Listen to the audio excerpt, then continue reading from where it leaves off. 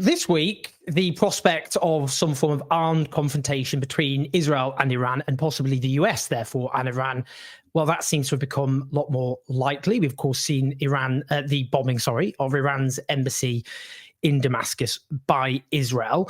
What does it all mean? Is a regional conflagration more likely? Well, we've got no better person to speak to you, frankly, than the brilliant Trita Parsi, who is an American-Iranian commentator, the co-founder and executive vice president of the Quincy Institute for Responsible Statecraft, and an author of 3 books, I believe, on the question of Iran and the US and general relations. Trita, it's a great pleasure to see you. How you doing?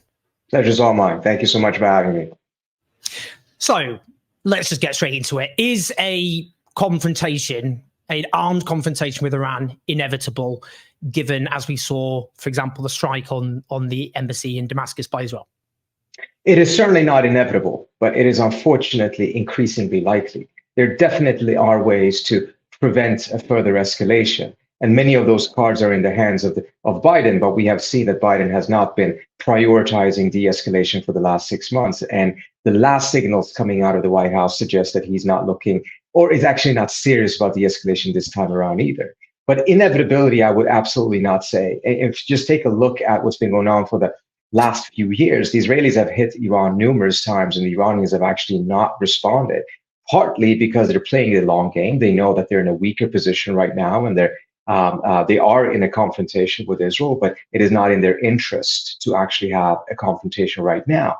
It is in the interest, at least as Netanyahu defines itself, for Israel to have it, for Israel to expand the war, to prolong the war. And this is a key problem in Biden's approach. He has linked his policy, as if he hitched himself to what Netanyahu does. But Netanyahu is not looking to end this conflict. He's not looking even to get the hostages released. Just see what he did yesterday with the assassination of the children and grandchildren of one of the Hamas officials. That's not something you do when you actually want to advance a deal that gets the hostages released. Yet Biden has hitched his policy to Netanyahu, even though they have very different interests. I mean, so about look at it and think this is kind of wacky behavior by the Israeli state, in that there's been 6 months now of this murderous onslaught against Gaza. But I mean, that's been a strategic defeat for Israel in lots of ways. Public opinion is drastically shifting against them in the states that they need support from, armed support, diplomatic and political support from. And they haven't actually defeated Hamas, which after 6 months of dropping the equivalent of several nuclear bombs on an area the size of East London. So why, a lot of people go, well, why would they want to expand that into a regional war? Or is it because of the strategic defeat that they seem to be suffering? I think you put your finger right at the end. It's the danger of them losing in Gaza that increases the likelihood of them trying to expand the war in order to be able to get some sort of a turn of events that can turn this into a strategic win. But we also have to remember 2 other factors. Netanyahu in particular, but also other Israeli leaders, have been looking for a fight with Iran for the last 20 plus years, and they've been pushing American presidents to go to war with Iran. And all of them, even the most hawkish ones, have pushed back.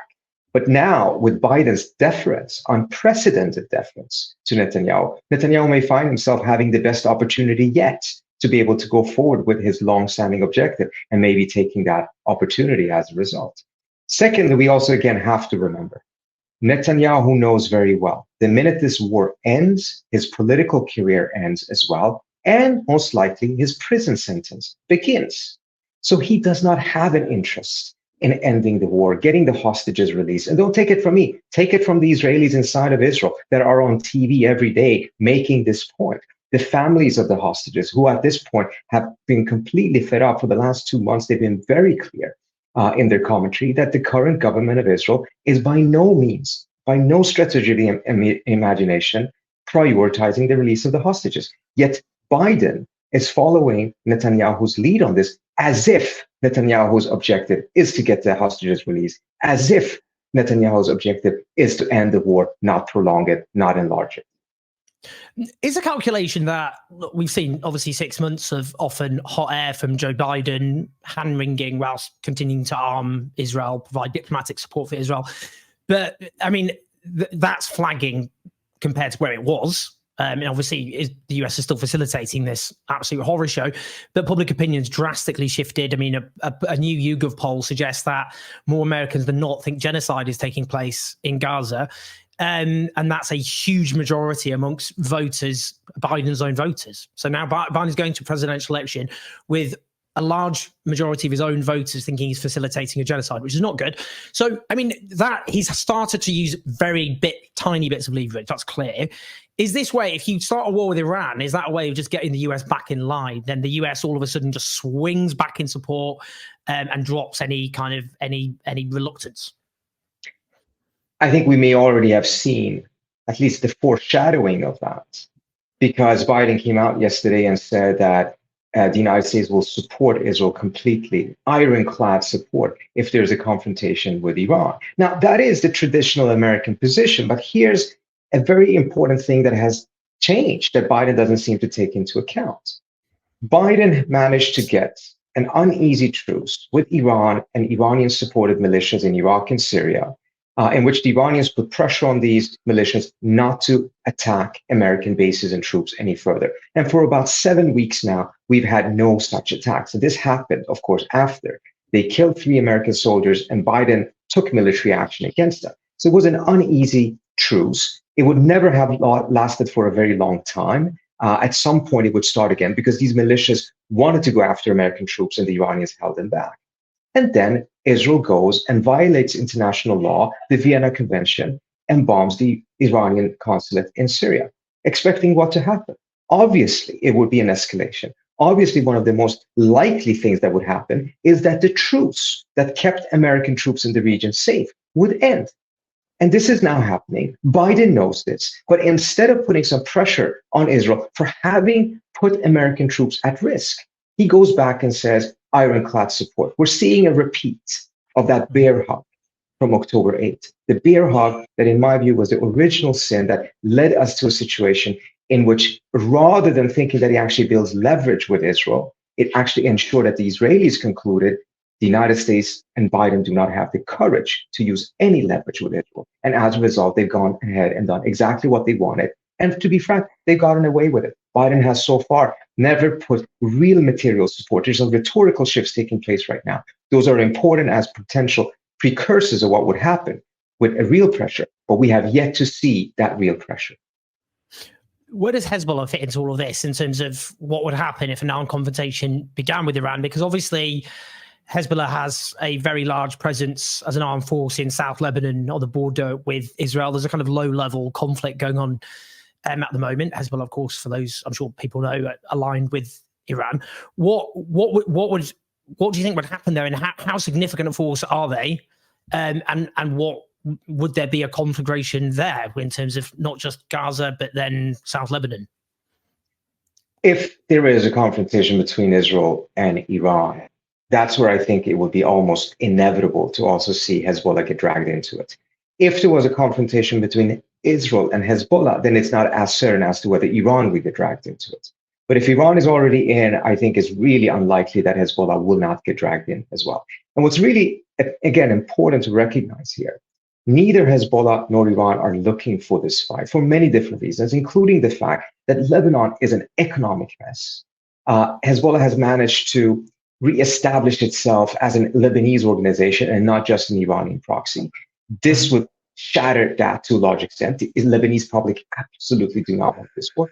The Iranian public doesn't want this war at all. This regime is extremely unpopular inside of Iran. Their economic situation is in shatters. They're not looking for this fight.